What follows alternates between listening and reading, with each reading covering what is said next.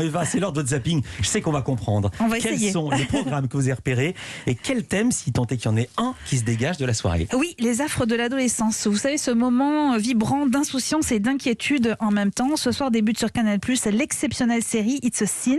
L'histoire de jeunes londoniens au début des années 80. 4 garçons aimant les garçons et une fille. Ils étaient venus à la capitale chercher la fête et l'amour. Ils les ont trouvés, mais avec le sida. Pas question pour Richie, pour autant, un des héros, de croire à cette maladie.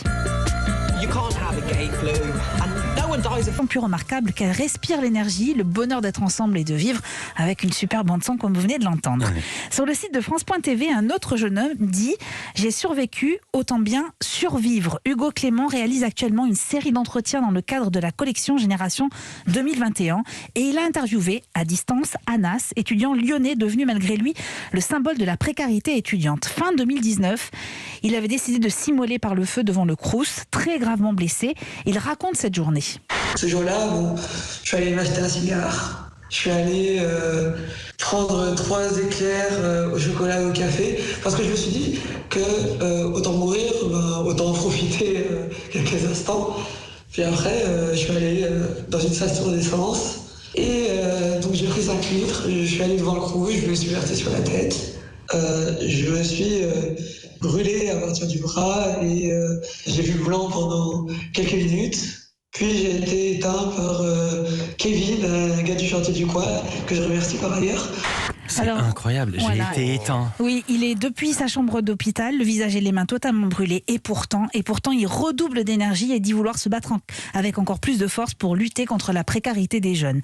Elle aussi, elle a voulu se battre. Son combat, la liberté d'agir, de penser, de croire, de vivre. On est dans les années 90 en Algérie. Nejma rêve de devenir une grande styliste. Ses amis y croient aussi, mais le pays s'enfonce dans la guerre civile. Les islamistes imposent des codes vestimentaires aux femmes, entre autres. Nejma, elle s'en fout. Samira, son amie, un peu moins. Vous avez des amis, vous sortez, vous faites les fous. C'est fou. Oh oui, et vous êtes fous.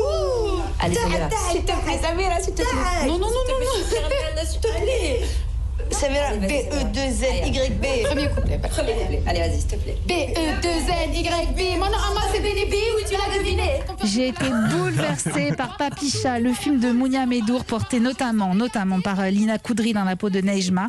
C'est la plus belle des odes à la liberté, à la tolérance aussi. C'est un film lumineux.